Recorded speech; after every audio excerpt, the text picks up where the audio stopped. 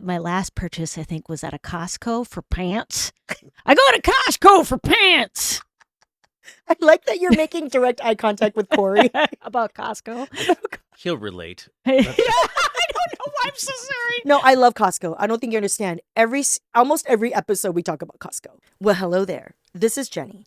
You are listening to a free and shorter version of What Should We Talk About with Jenny Yang. Consider being a paid subscriber at jennyyang.substack.com. There you can watch the full episode with links and time codes, and you get my full conversation with comedy icon Maria Bamford.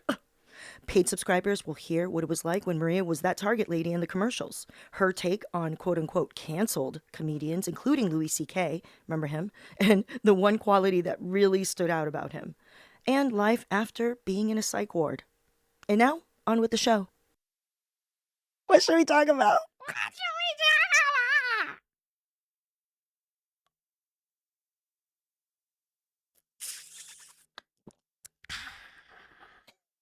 I'm sorry. Your face. I love that Maria goes extra hard. I like it. I like it. I like it when people take direction, and that's when you know they're a pro. They take direction and then they run with it. Mm-hmm. Mm-hmm. Listen, I'm just, 110%. I just had a kombucha, so I'm off my rocker. Yeah. Are you high? You're a little high. Little high. I had a friend who would drink like 8 kombuchas a day, and her husband had to do an intervention on her. We're just like, we cannot afford 8 kombuchas a day. That's $70. It's $70. Probiotic level is just through the roof. You got to slow that down. That's when it's too much of a good thing. Yeah. Okay, you're hurting something. All right, that liver cannot handle those level of nutrients and whatever. Go make some sourdough. Just take a shot of whiskey at that point. You know what I mean? Right. Really? Are you fooling yourself? Right. Yeah. Anyway, no judgment. No judgment ever. It is Friday, June 20th, 2025, and this week, just like the crust of an exquisite croissant, I am falling apart. This is What Should We Talk About with Jenny Yang, your weekly catch-up time with smart and funny people to find joy in an unjust world. We discuss topics submitted by our guests and you, the listener. Any topic, current, old, big, small, nerdy, petty. What should we talk about? Leave a voicemail or text at 323-250-3589. Only some of you have tried it. 2 of you have qualified. Sorry, can't take all of them. We're really just, working that number. We'll see if people want to call in. Today, we have one of my inspirations, comedian, actor, and best-selling author, Maria Bamford! Yay! Pew, pew, pew, pew. By the way, Maria's memoir, Sure, I'll Join Your Cult, a memoir of mental illness and the quest to belong anywhere, is now available in paperback. I love paperback. Love a big back, love a paperback. Mm-hmm. Maria has also written a book. It's a graphic novel called Hog Book and Laser Eyes, and it's about love stories. Go get that, okay? Also, another one of my comedy inspirations, Stephen Colbert, has called her, quote, his favorite comedian on earth, while Judd Apatow said she is, quote, the funniest woman in the world. And I, Jenny Yang, while not a white guy comedy kingmaker, calls Maria, quote, pretty dang cool. How do you like that? You want to add that to your bio? I got this from your bio online. Of course you did. Add Jenny Yang, pretty dang cool. Okay, I expect that to show up on your bio. Jenny Yang, pretty dang cool. Expeditiously. I've already edited the Wikipedia. Great. Jenny Yang says, Maria Bamford, pretty dang cool. Maria. Can I get that notarized? With that face. I like that your comedic voices always come with the face. Oh, God. It really sells it. I know Yeah. who you are. I know where you are. Mhm. All the details in Yeah. that face and that voice. Thank you. Thank you. Maria, Yes. what gave you a little itty bitty joy this week? There's a woman online, and she does a series called The We Do Not Care Club. And a lot of white ladies are into it, so I'm not alone. But it's a black woman named Milani, and it's all about menopause. Ooh. And she has a little bib that she's made herself with clips, and then like a sad piece of paper, and then it says in pen, "The We Do Not Care Club," and she says all the things she does not care about, and it is fucking hilarious. Wait, so you just start listing it so that people will know before you open your mouth? Yes, yeah. So I hope she gets a tip jar online because I've tried to send her money because I don't know. She's got merch, but I don't need any more merch. Yeah. I got too much merch. Yeah. So, anyways, that was something it's been making me laugh. And That's great. Yeah, so it's great. The We Do Not Care Club. I like that. Yeah, yeah. And now how can we support you and show you love? Well, I've had enough. I've had enough love. Okay, Jesus Christ, I've made it 70 times over. Why don't you hire one of my friends? Kira Sultanovich, Jackie Cation. There's also Joelle Johnson, Jackie Fabulous, Lori Kilmartin. Give them some love for Christ's sake. Oh, I love those shout outs. Mm-hmm. And Jenny Yang. I mean, present company included. I love that. Oh, Yeah. see, fucking people out here given their time to plug other people. Yeah. Oh my gosh. And all those people have incredibly great specials on, either self-produced or already on live. And so treat yourself to Googling someone new and feel like you've discovered someone. Oh, yeah. That's what, all these people have been on all the TV shows and stuff, but it's nice. It's just nice to find new comedians. So I love that. Me, if I may share, what has brought me joy this week. First, I have been really enjoying seeing videos of people buying out fruit stands, flower stands, right? Like fruit sellers on the street to be like, go home. Don't make yourself exposed to a potential ICE raid. That's been giving me joy. That's so precious. Some people do a full video of them offering the money. Other people, they just posted like mutual aid groups or community organizations have been posting like Venmos or QR codes so that if you donate to them, they'll distribute it amongst the vendors that they work with. Aww. And these are just some of them. Follow K-Town for All. Love them. This is in LA. CCED, that's the Chinatown Community for Equitable Development, which includes a multiracial group of people, not just Chinese people. And El Sereno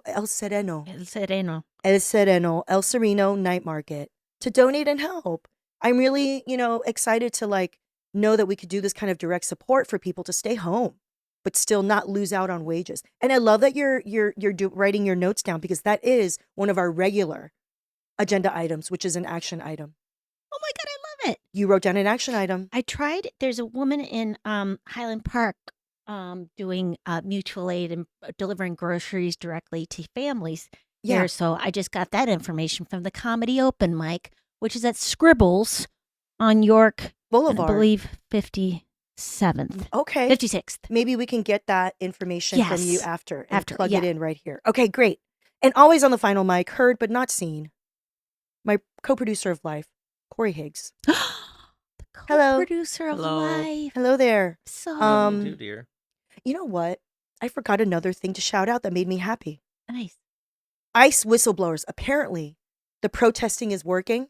No sleep for ICE. They had quotas of like 3,000 abductions a day. And ICE insiders are saying that morale is low. Of course. Okay, they're understaffed. They're humans, technically. Yeah. It's grating on their souls. Yeah. Yeah. And they're understaffed, right? Because the goal is more about quantity than quality. And they're not trained and they lack instruction. Let's be honest. When you deputize people so quickly, and they're not following the most basic protocols, and we know this. We're seeing it. Our rights have been completely trampled on. So shout out to that little bit of joy, knowing that the morale is not great. Yay! On today's podcast, we have 1, podcast updates. 2, a gut check. 3, fear.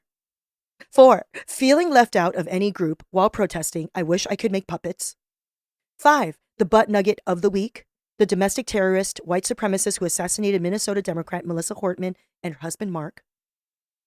Number 6, Midwest culture. Number 7, Maria Bamford as a Karen por la causa, letting Jenny open for her twice. Yeah. Number 8, productivity when everything falls apart. Number 9, true or false, when you are more healed, your art is less good. We're going to discuss that. Oh, yeah. Number 10, action items, a place for you to make note of some things you want to try or to do that came from today's chat. Because you don't want to feel like you are losing your mind, and because we long for a better world filled with fun, love, joy, and cool shit. This is What Should We Talk About with Jenny Yang.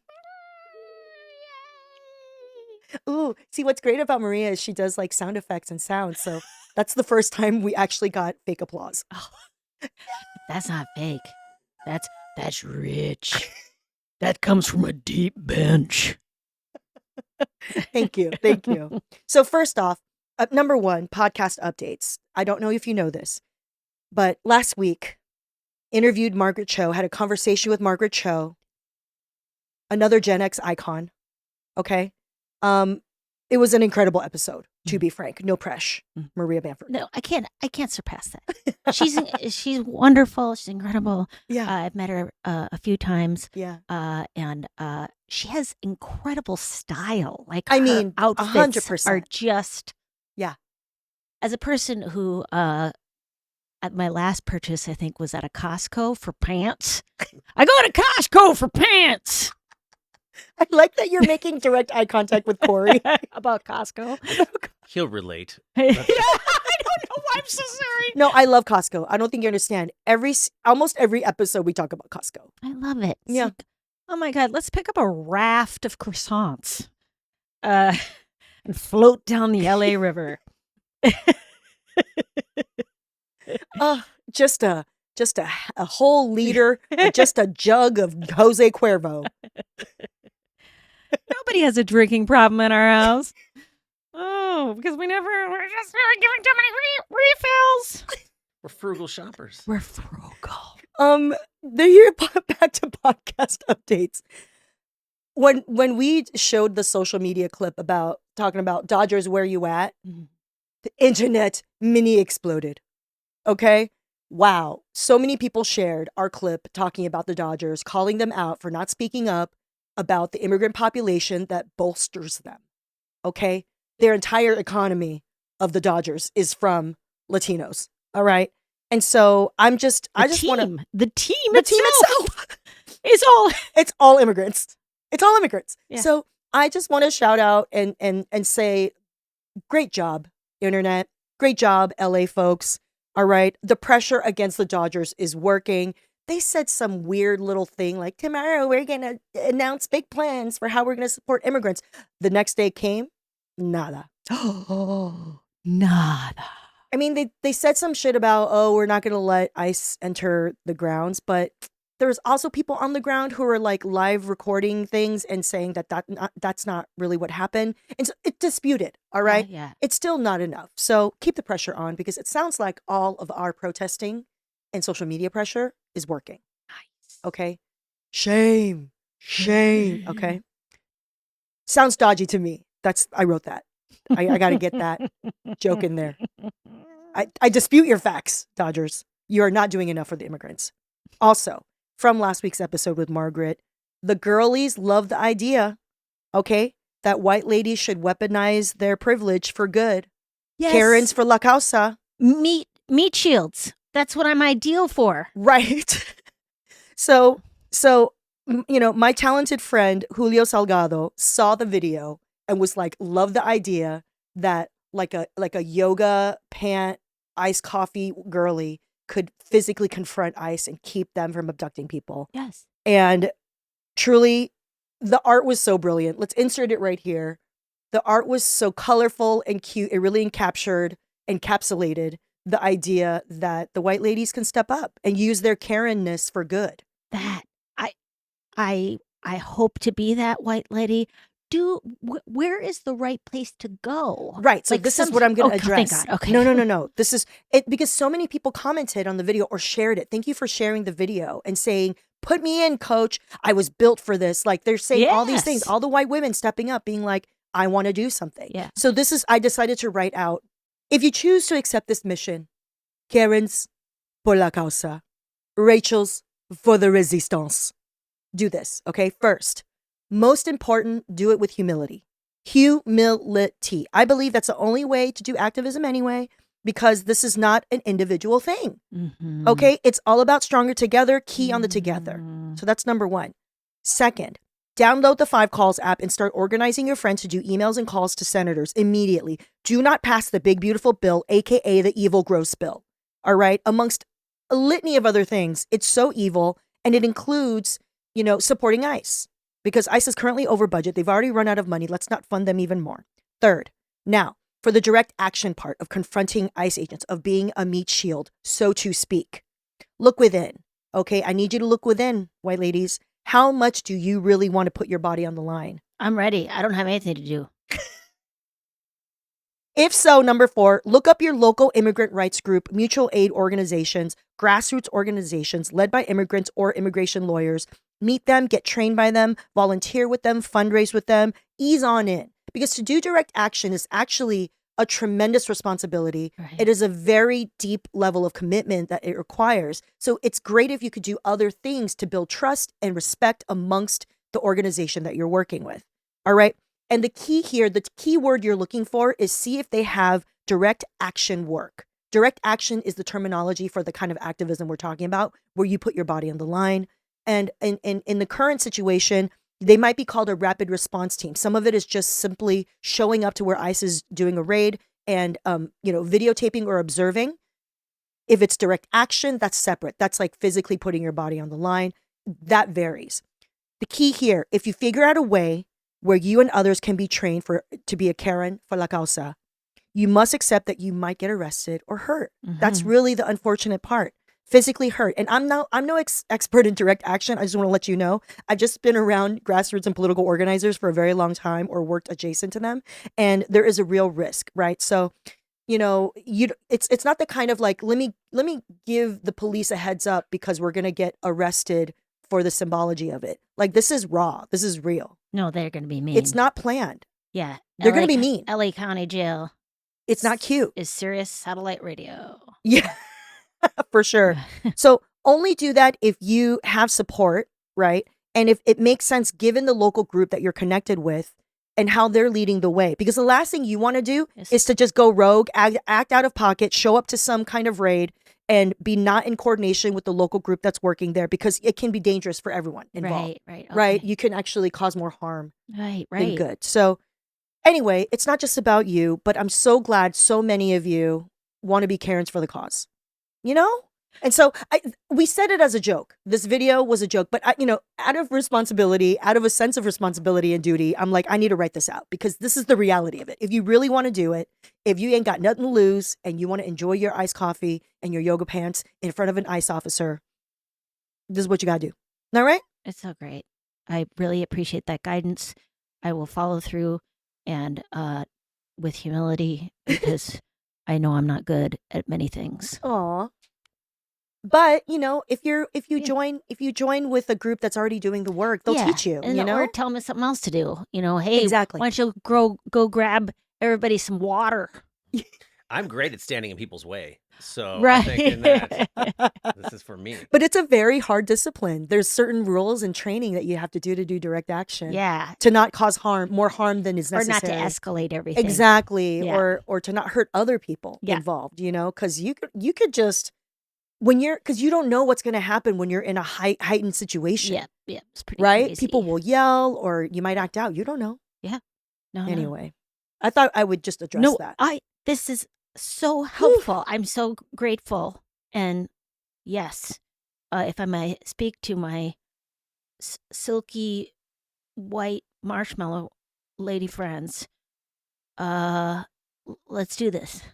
Nice. I'm at you can Gmail me at ariamayanforbay@gmail.com. I'm in Highland Park, ariamayanforbay@gmail.com, in Highland Park 90042 or 1.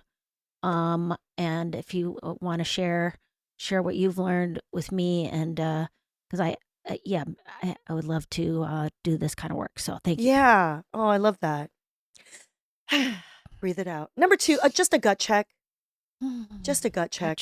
Oh. How's your gut, Maria? How are you feeling this week, this moment? She feels good. I mean, I'm in menopause, so all my pants grow so slowly too tight for me, week by week, and it's exciting. It's exciting to be a growing girl. Yeah.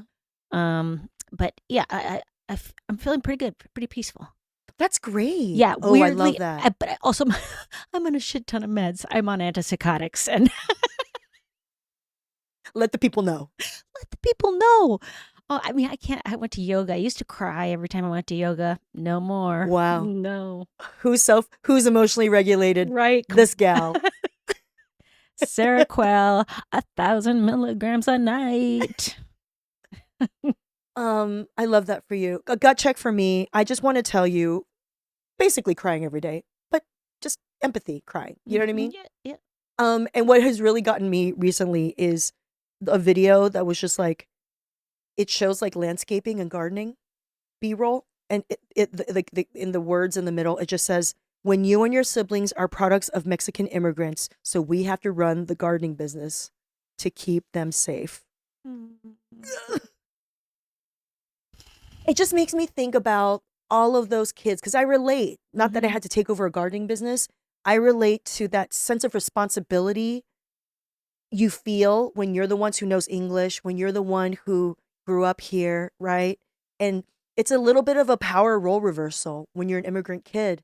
You know from a very young age you have to take care of your parents because they might not be able to do certain things in the world because of their language or their, class location, And I just my heart goes out to all the kids right now, who just like have to step up.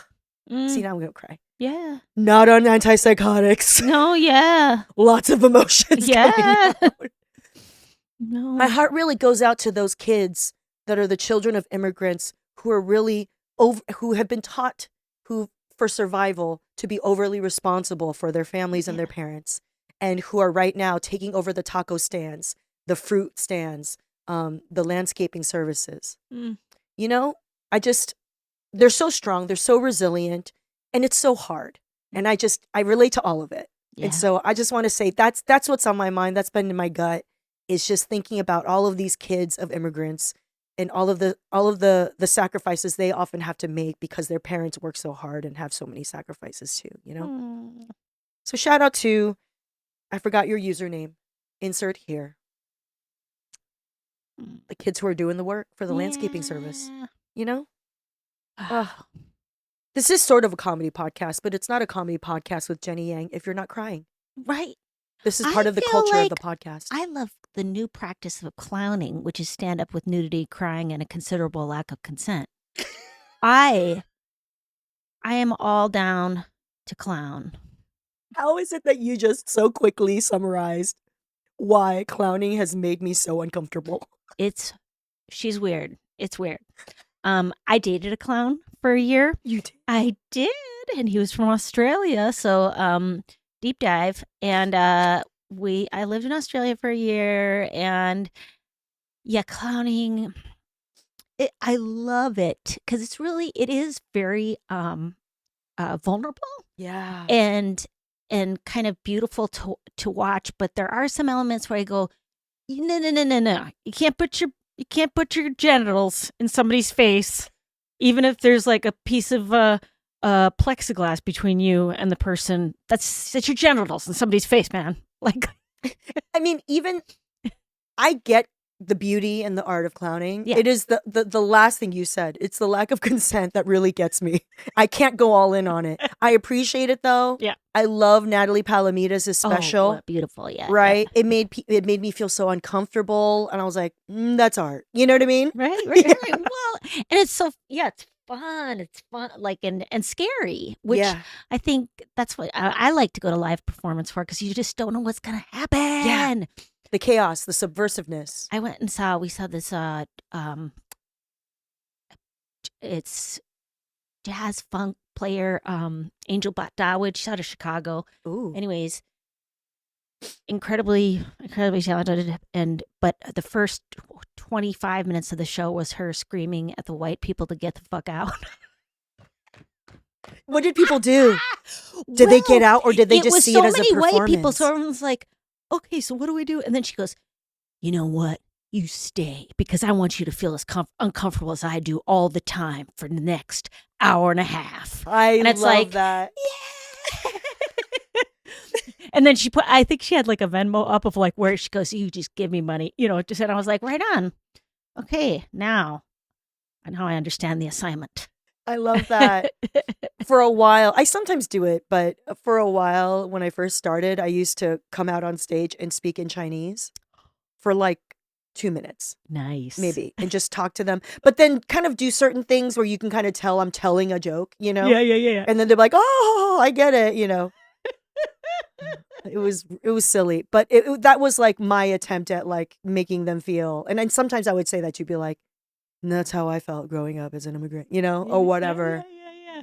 So I love that. I Oh, love it. that's so funny. I hope you still do that because that sounds hilarious. Well, I grew, my first creative expression was poetry, Mm. but I was also performing poetry. But that also meant I was around a lot of theater people, Yeah. like solo theater people and people of color who do theater, and so you were just around people who played with those kinds of tensions, Right. around like privilege or power, Yeah, right? Where you're just yeah. like, get out, and you're like, wait, what? Yeah, I yeah. get that. Yeah, no, it's delightful. It's like, I'm so excited. Did someone just shove a share? This one guy, I was at a performance art thing where the guy shoved an entire Barbie doll up his butt. And I was just What? like, this feels right. It was for Cher's birthday. Was the Barbie doll Cher? Well, it was as if it was Cher, but brunette, but, just symbolic of Cher. That's amazing. I love that. Up the ass. Okay. Let's move on to number 3, fear. Fear.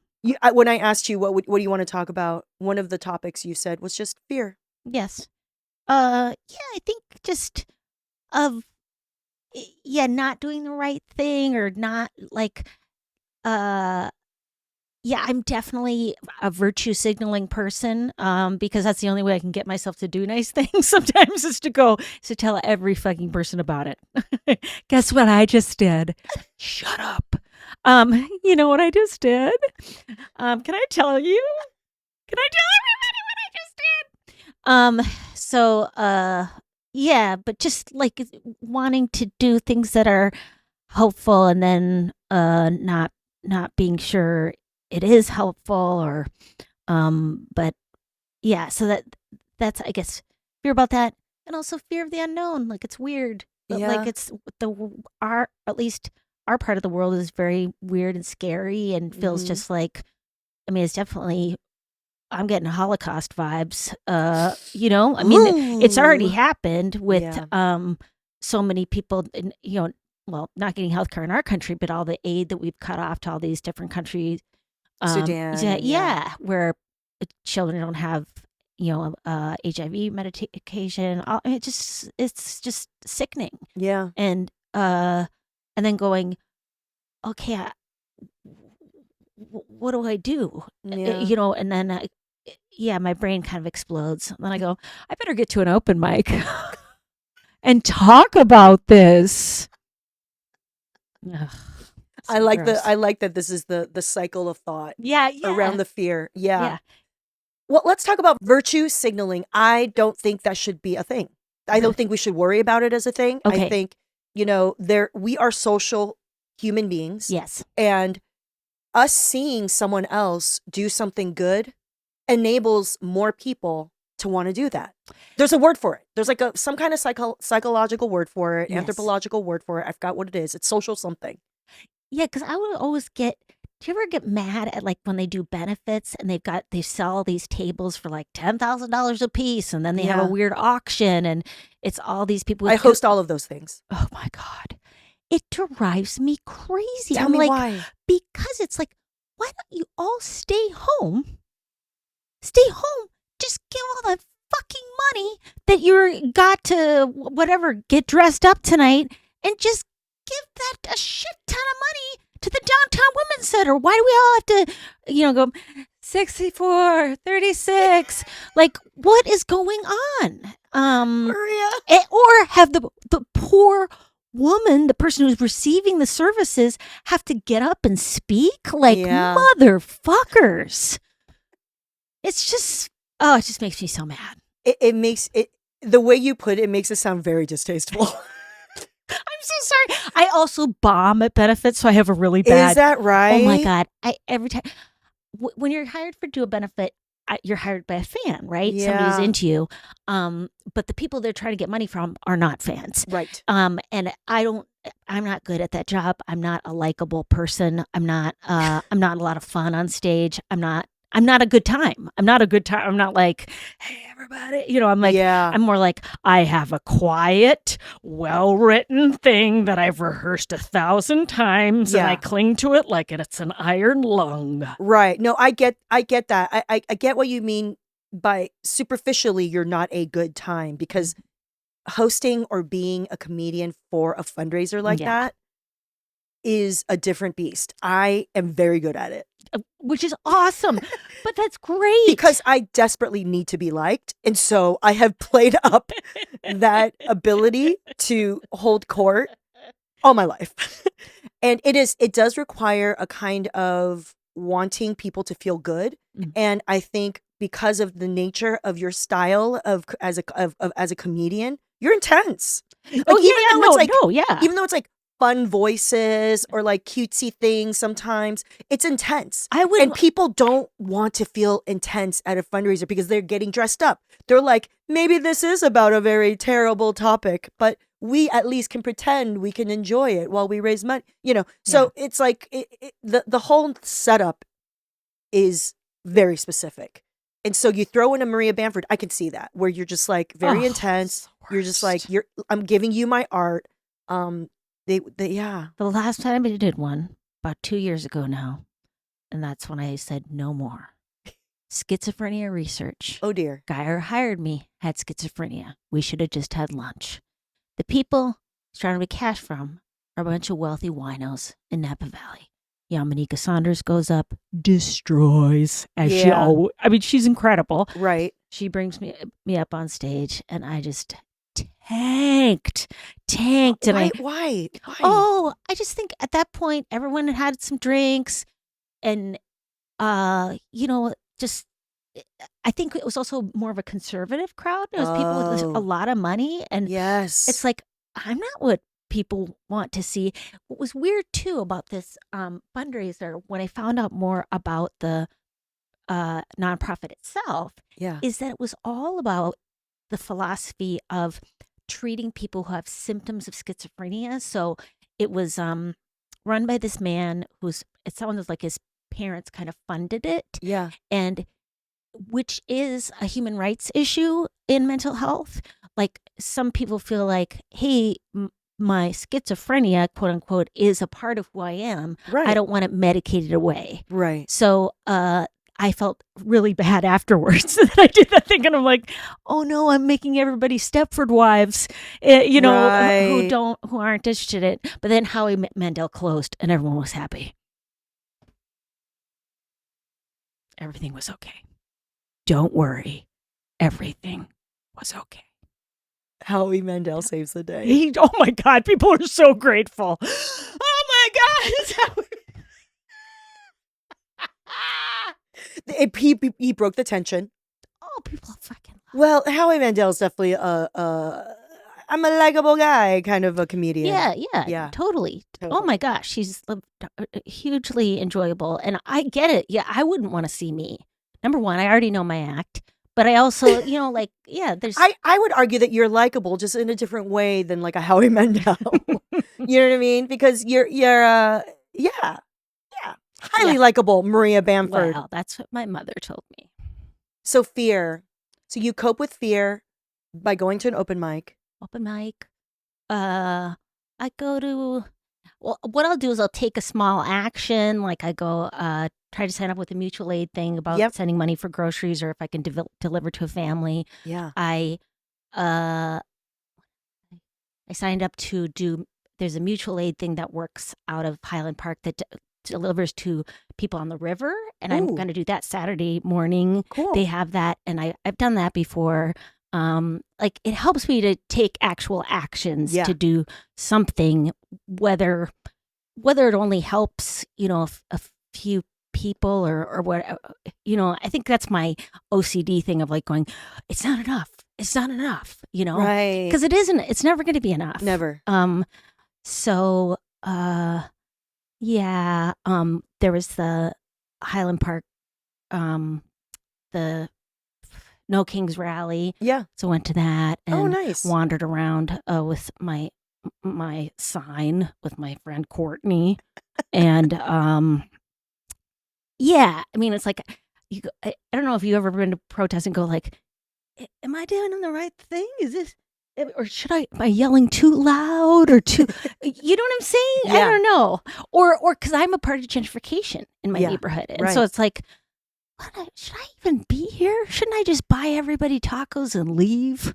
Like that's what people really want from me. Right. Or I don't know. Like Right. what? I mean, you're a deep thinker, Yes. and that is both your gift and curse. Yes. Yeah. Yeah. I'm probably boring people with my twisted thought process. No, I you're think not it's boring wildly people. relatable. It's so Okay. relatable Yeah. because I feel like people who care about humanity probably think more than the average bear, Mm-hmm. and that will sometimes veer into like self-criticism, Yeah. right? Yeah. And some of the self-criticism is what motivates you to act, but too much of it Is paralyzing. is you. paralyzing. Stupid. Yeah. So just let's not do that. do anything. Get out there and just start yelling. Take a walk. Just a presence of being there, though, right? You've got this huge group of people. Just being there and being one more number amidst that group of people is helpful because you're showing up. And Yeah. showing up is so big because so many people get paralyzed and are unable to show up. you Yeah. know? So, Yeah. And yeah, go ahead. And yeah, or it's unsafe to show up, or whatever. Right. So Sure. I don't know. I think the other thing I want people to think about is how protests and rallies and marches, they're a great show of force. They're a great show of numbers. It's a great show of a morale booster. And then there's additionally work that you do outside of that, So And- yeah, just protests and marches in and of themselves is not the work. and right. well, and the question of like the 5 calls, please, because I've done the 5 Yeah. calls, and I always feel like I have a Democrat who everybody's progressive who Right. I'm calling. So I feel like, is this making a difference? Like, what do you think about I think that? so. I think it still makes a difference because you always got to hold their feet to the fire no matter what. Okay. Because just because they're a Democrat doesn't I mean, mean they're that not assholes. Okay. Yeah. Right, that's true. Also, Nancy Pelosi, who keeps asking me for $2 in an email. I think this is a good segue to number 4. Mhm. Feeling left out of any group - while protesting - I wish I could make puppets. You wrote this. Yeah, you just want to. It's weird socializing. It's like you go, I know this is very important to history, but I also want to be cool. Is that weird? Can I be cool? Are you an overachiever? Well, my sister was a master achiever, Yeah. physician, Oh, 4 kids, beautiful children, beautiful. Her husband is a doctor. Yeah. Beautiful home. She's incredible with design and art, and she can do fucking anything. Like, right. anytime my sister, she'll go, you know what? I think I want to paint. She started painting. She's selling And She's doing selling great. really well. Wow. And I'm like, if she goes one, like, I'm gonna try stand up comedy. I'm like, you got it. You're very good. You're very good. You headline, I'll open. So you came from like a sort of high achieving competitive environment, probably Yes. mentality Yeah. of like Yes. do well and all this Yes. stuff. So I get that. I get what you mean by like you show up and you're like, I got my sign, and then you're like being critical about like, is this enough? Should I be a better protester? Should I make puppets? Should I make huge theatrical puppets? Or like the really funny signs where I'm just like, oh fuck, that's funny, man. Like and I want to make up my own, but I'm not really. I'm not, or I haven't been as my signs have all been sincere so far. Been like, You know what? let's protect our immigrant neighbors. That's okay though. It's okay. That's okay. I feel like this is a preview of a later topic, but like part of me is like, I think we should show up and use what we are good at and what we are best at. Yeah. So if you just want to be sincere for the purposes of this protest context, do it. Do it. Okay. I've also been reflecting on how comedians can really play our role. Mhm. And one of the things that I really want to figure out is how we could be better at using roasting and heckling for good. So, Oh, right? So think about it. love And this was inspired by a couple of videos where like they had, some ICE agents planted around midnight in Chinatown in LA. And there was a video of this tall, blonde, sort of long-haired guy who was just heckling the shit out of like the officer who was just sitting there atop the vehicle, just like, in full uniform. And he was just like, take it off. What are you doing? It is a beautiful night. Everyone in the crowd was laughing. Like, it was just like he was using like a bullhorn. And I was like, yes, this person's probably a comedian. If they're not, Yeah, then they should be. Yeah. But we can use our heckling for good. Yeah. Do Oh, you know what I mean? that's so Just it's psychological beautiful. warfare. Yeah. I think we should start teaching comedians to like get really good bullhorns, all right? And just roast the shit out of anyone. That's such a great idea. Because they're so easy to make fun of. Because they're cosplay. They're in like man drag. They're in I'm a strong man drag. And they're hidden. Their faces are hidden. And they're hiding their faces, which is so pussy. Yeah. Pussy. And I think there's a lot to make fun of, is what I'm saying. Yeah. Oh. So that's a thought. I think comedians, let's just figure out a way where we can show up to ICE raids and get a bullhorn and just psychological warfare the shit out of them, get into their heads. All right? It is a head game. Reduce their morale, roast them, make them feel ashamed for what they're doing. I believe we can do that. Yeah. Comedians, call to action. What is that called? What's that called when the person when you're in the comedy club and somebody's bumped out or they get bumped? They get taken out of the lineup? Oh, no, taken out of the crowd because the bouncer bounced. Get bounced. Yes. Let's bounce ice. Yes, let's bounce ice. Where you just tear them to shreds so hard that they feel like leaving. Honestly, white ladies, show up with your morning matchas and put your bodies on the line. Comedians, show up with your bullhorns and just tear them to morale shreds. Nice. Make them feel so little. I feel like that's like I think we need to think in that vein. You know what I mean? Yeah. How do we build upon our gifts? And make them laugh. Like you just go, I mean, maybe that's the one thing that makes a person laugh and go, God damn, what am I doing? You know, like that's the fun side. Yeah, exactly. I should be having a good time. Number 5, the butt nugget of the week. The domestic terrorist, white supremacist who assassinated Minnesota Democrat Melissa Hortman and her husband, Mark. I'm not even saying his name.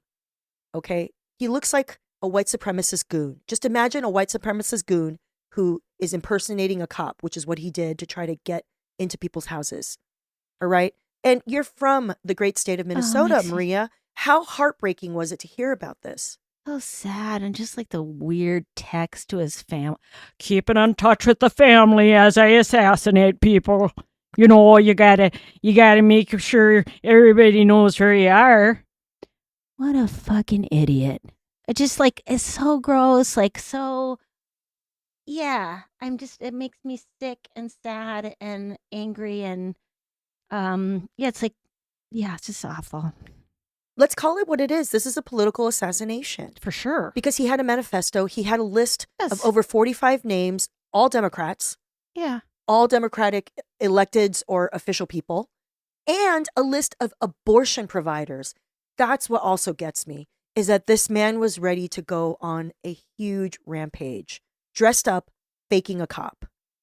He worked in the governor's office for a while and stuff.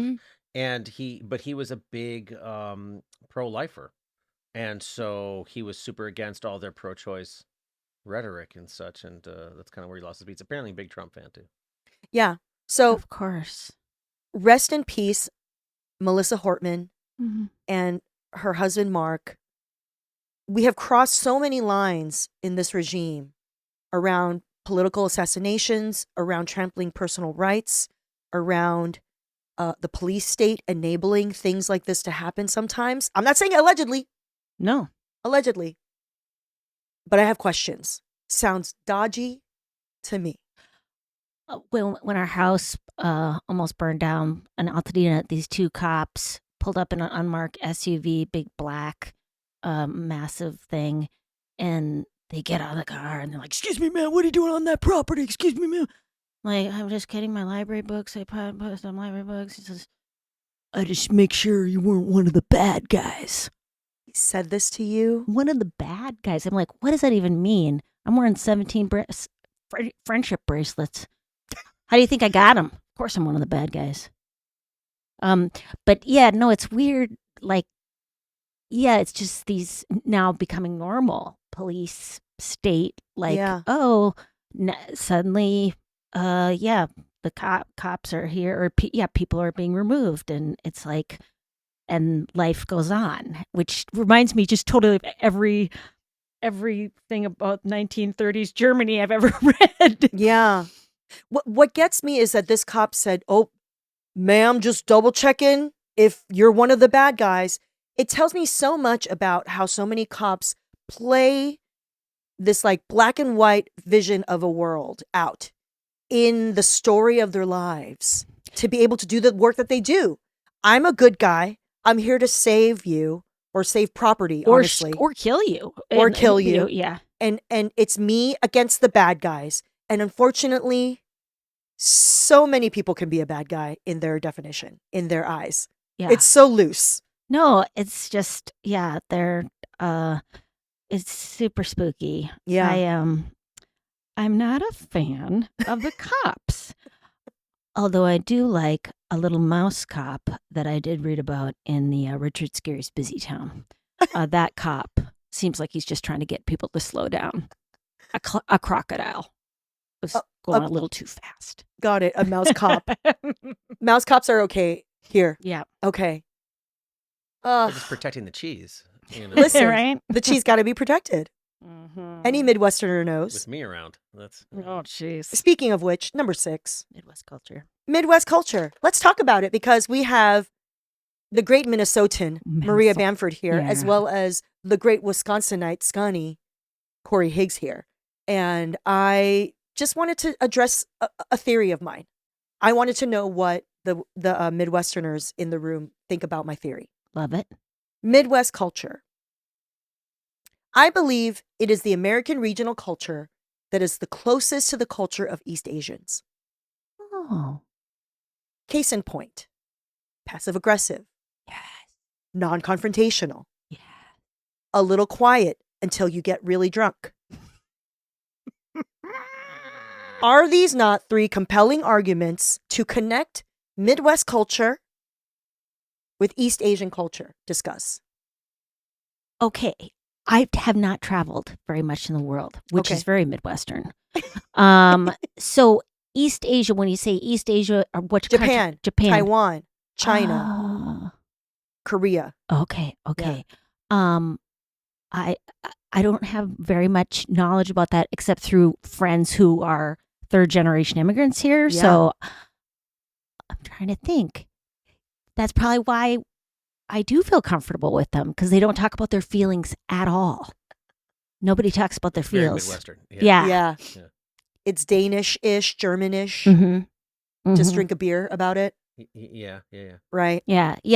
Well, Do they take a really, really long time to say goodbye? Yeah. No, it depends. I think it depends. Because that's a very Midwestern trait. I think it depends on how country you are. I feel like maybe city folk, because of city life, that's changed a little bit. how about pitching in? Like in the Midwest, there's tons of pitching in. Yeah. Where Helping out. Yeah, and that, Yes. and my friends just Collective, more collective. She's like that. She's like, oh, let's all get together, and sort of like a potluck, Yes. but not too much of potluck, because it's like, I think my friend doesn't want us to make bad decisions and bring them to her home. Well, plus there's only so many plugs for the crock pots. Right, right. It's a logistical nightmare once it Right. gets too far. Right. Got it. Okay, that's just something I thought about, because like people were talking about like when we got together in 2020, I feel like I heard a smattering of, yeah, you just gotta, if you want a reliable partner, you just gotta get yourself a good Midwestern boy. Oh, I mean, I stand by that. I mean, obviously. it makes you sound really cool and good. yeah. I mean, I've also dated Midwestern boys, and what's the verdict? I think it's a person by person It's a mixed bag. thing. Yeah.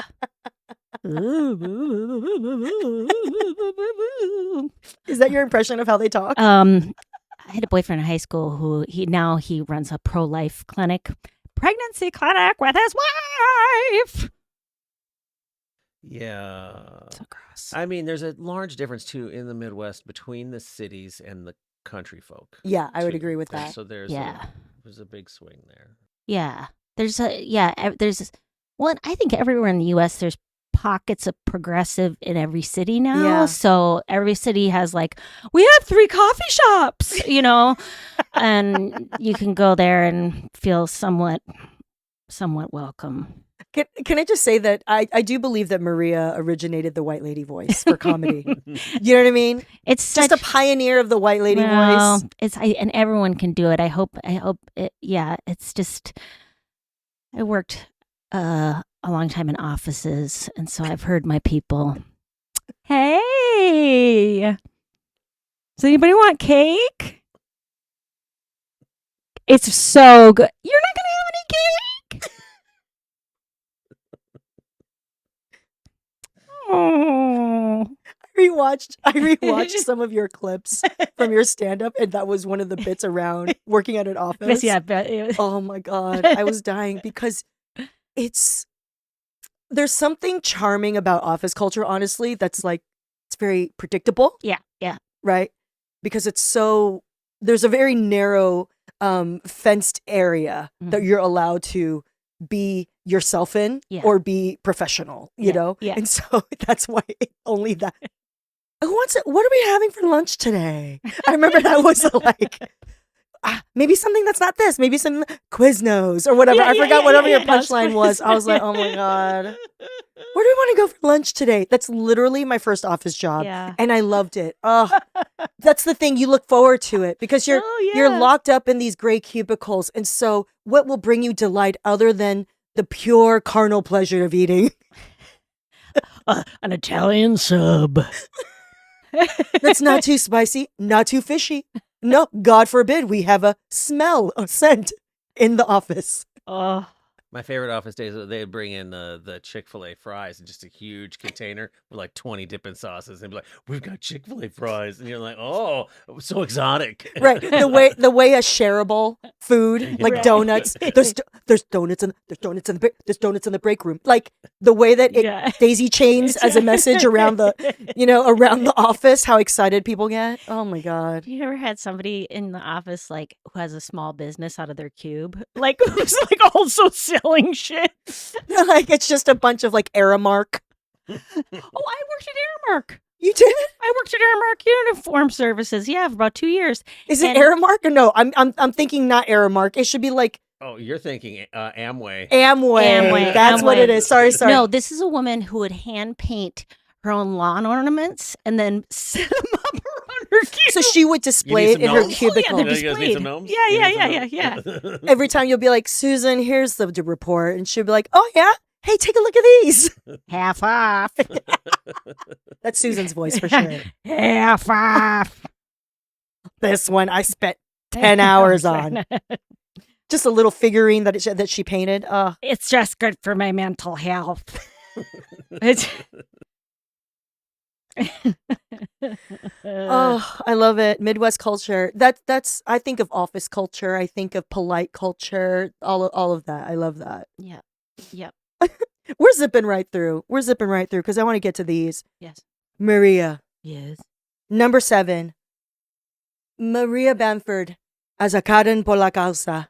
Letting Jenny open for her twice. Listen, or did Jenny agree to be the best opener for Maria and give Maria an opportunity? Listen, ally. That was a gift. That's the thing. You look like a genius when you book people who are so great. And so Anyways, I'm grateful. And I love your poem was so beautiful. I've said that before, but Aw. I just love the poem about LA. It was really, I love LA so much. I cry every day for you. I love LA so much. We move from a tropical island and everything we know for you. We mute the TV and turn up Chick Hearn to watch the Lakers for you. We fall in love with the stars on field trips to the observatory because of you. I know I've been here 30 years and I was born in Ventura. My dad was in the Navy, but, Oh, but yes, I'm not native to LA, but I do love it. I oh, love totally. it. And it's so beautiful. Let me give them a context. A couple weeks after the LA fires, I was so heartbroken, like so many people, and I found myself starting to write down notes for a poem, which hasn't happened in so long, where it really felt like from the heart, I need to write a poem. And so I did, and it was just a very simple premise. It was just, I love LA so much, and it was why. And it was basically my emotional geography of LA County. All the things that I remembered about different places and how I experienced them. And it really resonated with a lot of people, So just you know? great. And, Yeah. and because you, I had heard, had lost your home in the Eaton fire, I just was like, oh, I'm going to open for you at San Francisco Sketch Festival, a beautiful theater. This is my second year doing it, earlier this year. What a great crowd you always have. The most compassionate, great listening, big laughers. And so I was like, you know what? This feels safe. I can Oh, attempt to yeah. do Yeah. a poem at a stand-up comedy show. Yes. So I brought my little iPad out because I wasn't going to memorize that shit.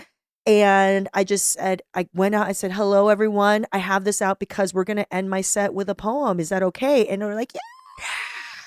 And then I did my jokes.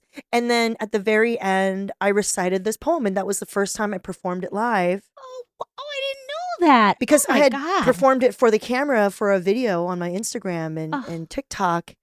And yeah, and it was just I got so much good feedback from people about how it really moved them. For sure. And I think it's, when I first started doing stand-up, I had been doing poetry and performing it as just like a mental health thing, just a form of expression. I wasn't going to do it to get paid. Like, I'm going to be a professional poet.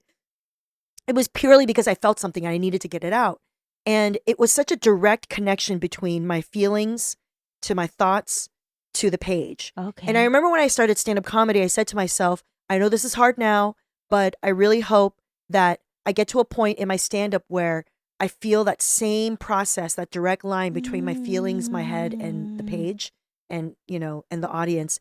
And I'm getting closer. I'm getting closer, but I'm still not there. Because for me, the poetry is the purest, because it's so open, and there's no expectation for a punchline, even though usually I'll make people cry and laugh, Right. when I do my poetry. So yeah, that was like early 20s Jenny. It was like college and like early 20s to mid 20s Jenny, poetry Wow. Jenny. One of my good friends is a poet. She Yeah. teaches poetry. Cool.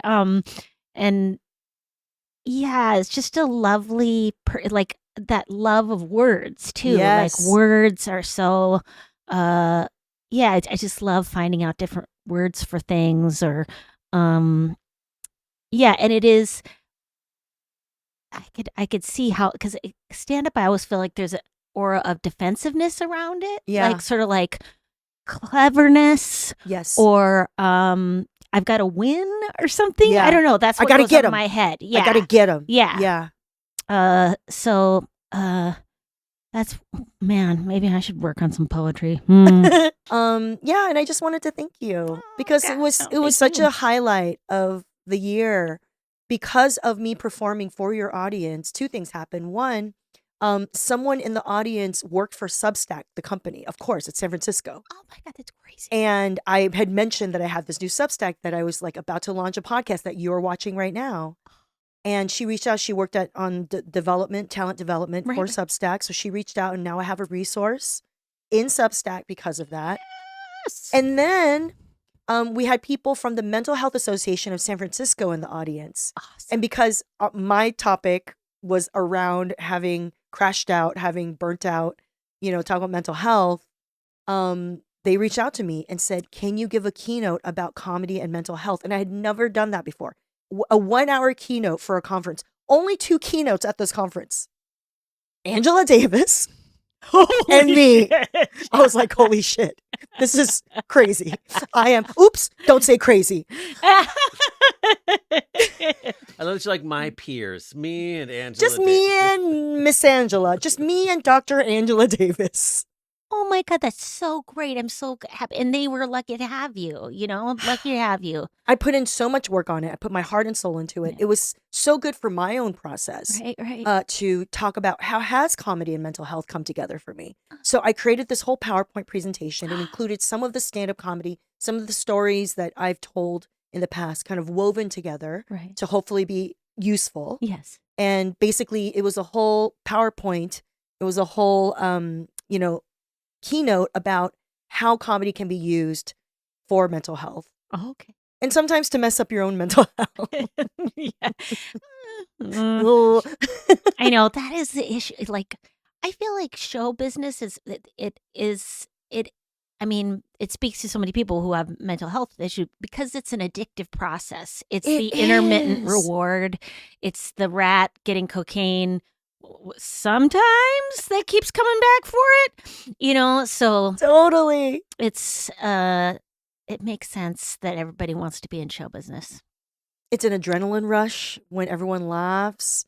You get a little dopamine hit. Yeah, or the fantasy of what you think fame will be like, or what you think having $10,000, $10,000. What you think that's gonna feel like? Guess what? It's gonna Yeah. be just like every other day, and then you're gonna go, "Oh, do I owe $3,000 in taxes now?" Yes, you do. Yes, 100%. Yeah, I think mental health, it's good to think about it. Yes. And it's really the thing that saved me. Comedy helped to save me and has caused me mental health grief. Yeah, of course. Let's be honest. And so I just am so grateful that I got to open for you. Thank you, Maria Bamford.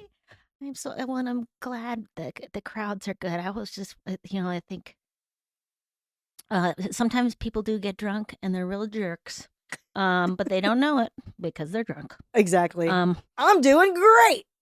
It's And my they heckle. birthday. Yeah. Number 8, Maria, let's talk about productivity when everything falls apart. I was looking over some of your previous stand-up comedy specials and clips, and you talked about the angst you felt after being out of the comedy game for 2 years because you were working on your mental health, Yeah.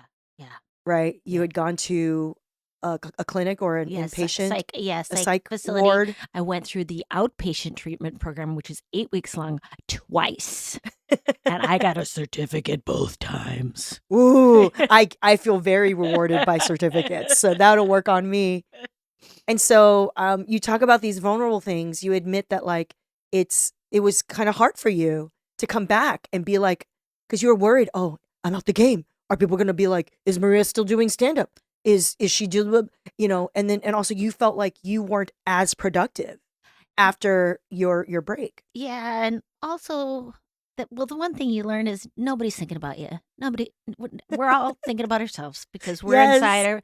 inside of our skins, and nobody's worried about it. And then they just go, "Oh, you're back. Hi." And you're probably still doing the same thing you do. Yeah, okay. Um yeah, but I still I think I did feel a little bit worried about that, like, oh, because because I'm on so many meds, I don't have much energy. I sleep about 10 hours a night. Yeah. To have, I'm not someone who can do a TV show. I mean, I did a TV show for 2 seasons, but it was like I made sure that I got 12 hours sleep every night because I Wow. just couldn't. It was beyond me. It was beyond me. So in that way, there's some disability angle in that. Right. I think, but also that the way people make TV is insane. Yes. Insane. The culture There's is no need. inhumane. There's no need. Right. But yeah. So I guess kind of accepting that. But I think when you go through, at least I was actively suicidal for about a year and a half. So to be out of that, I was like, oh, I don't care. I don't care what I can or can't do. I'm just Yeah. glad that I feel better. Oh, I'm so glad you feel better. Oh God, yes. For a Me year and a too. half, I've had suicidal ideation maybe 4 times in my life, Yes. but it never lasted longer than a week.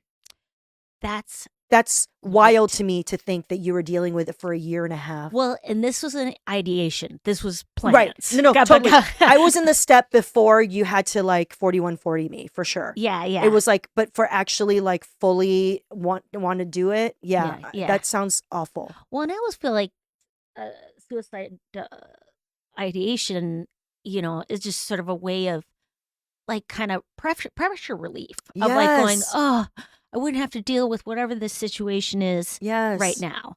And then for me, I had never experienced it. I had never experienced a real depression where every living moment was unbearable. Like Yeah. that was real like, wow, okay. Yeah. And it's weird with mania, you kind of have all the energy in the world to commit suicide. Like you have the desire and then you have all the ideas to do it. Yeah. So anyways, but I got in you go in the Hooskow, which is not ideal, and it never is. Doesn't matter Hooskow? the hospital. The I love coming up with cutesy words for very dark things Right. just to make it palatable. I took a friend to the same psych ward that I went to 11 years ago, and it had actually gotten significantly worse. Like I was like, how did you guys do this?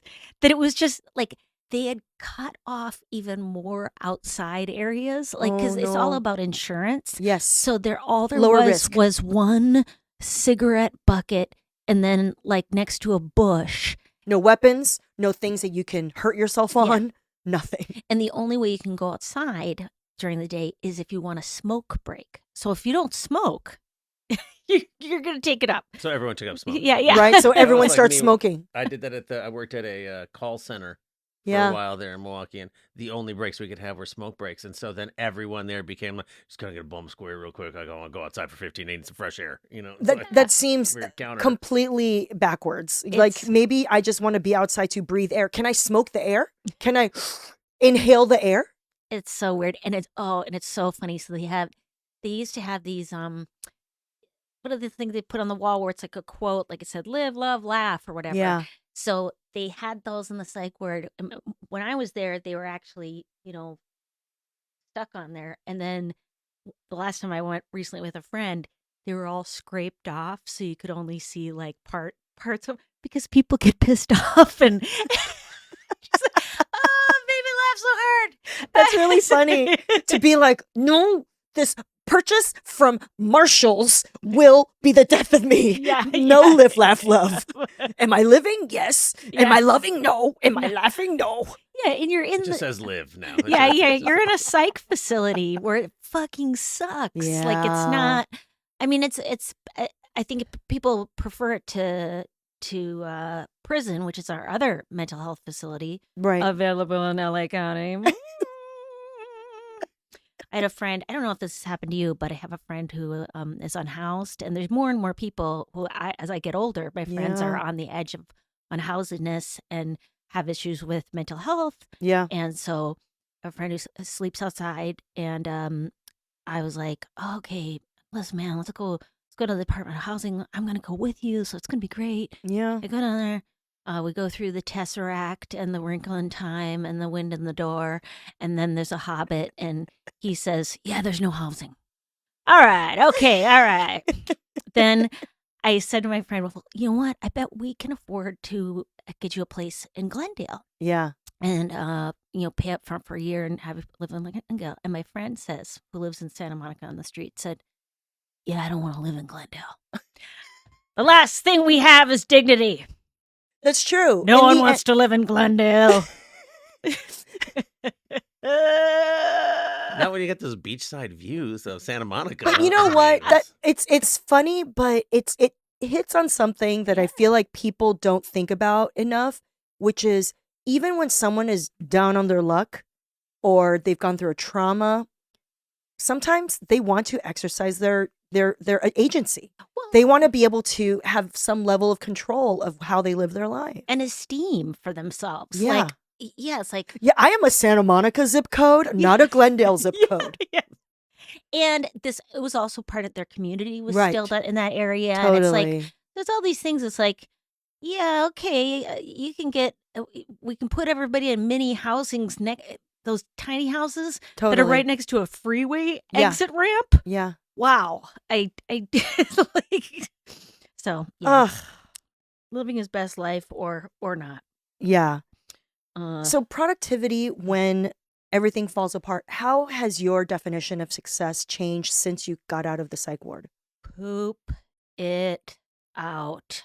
I am no judge of what comes from my, from my brain. Just keep putting stuff out there. Like Yeah. I'm currently trying to work on an hour, and nobody should care because I'm, yeah, I don't need the spotlight anymore. But yeah, that makes me happy. It makes me happy to Yeah. create new work and lower the bar. Doesn't have to be Oh, genius. love a lowering of the bar. Yeah, and also the grandiosity that I think that there is a bar is hilarious. like of going like, well, I've got to do myself. Like, what am I talking about? Right. I feel like there's also, you are one of those comedians where people will use you as an example of, especially when all this stuff was happening with Louis C.K. I remember hearing a number of people, I even said it. It was like, if there was justice in the comedy world, Maria Bamford would have a career just like Louis C.K. or more. Because people would say he's genius, all these things, Mhm. And And it's, I open for him, and yeah, and he's great. He was really great. yeah. And part of the reason I think that made him successful is that he has that frightening confidence in himself, like where you're like, like he's a bit scary, like In the in the confidence. confidence. Well, look at that. You just caught the end of the free episode. For the full episode, check out jennyyang.substack.com. Paid subscribers keep me talking my shit, get the full extended cut plus bonus material. And being a free Substack subscriber is fun too. You get access to our subscriber-only chat where you can start threads about each episode and the wild news of the world with me and a like-minded community. Leave a voicemail or text at 323-250-3589 to get on next week's podcast agenda. And please do me a favor. Be sure to follow, rate, and review wherever you listen to this podcast. And if you write a cute review, we might just read it on the air, all right? Thank you so much. Oh, and see you next week when we talk to one of my favorite creators, Milky Tran, and my old friend, the angry Asian man, Phil Yu. Okay, bye.